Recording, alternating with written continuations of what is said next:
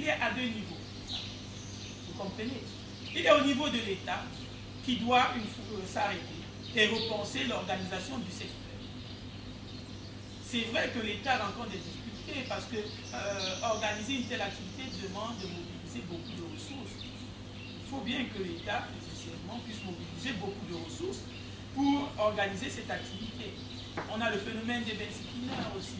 Vous voyez, c'est tout ça. L'État est pris à la gorge. Le deuxième problème, c'est au niveau des acteurs eux-mêmes.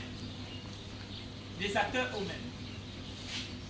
Pourquoi? Parce que dans l'environnement de la microfinance, beaucoup d'initiatives nécessairement sont prises par des hommes d'affaires très véreux.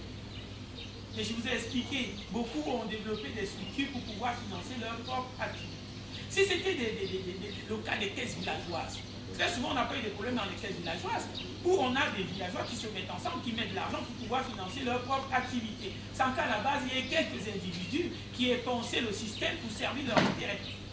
Vous comprenez? On n'a pas trop ces problèmes dans les MCD. On n'a pas trop, on ne rencontre pas beaucoup ces problèmes dans les MCD. Où on a le chef du village, le conseil des sages, qui est un organe de gouvernance, qui va nécessairement regarder, porter un regard sur la gestion, au regard des valeurs culturelles, au regard des intérêts des parties prenantes.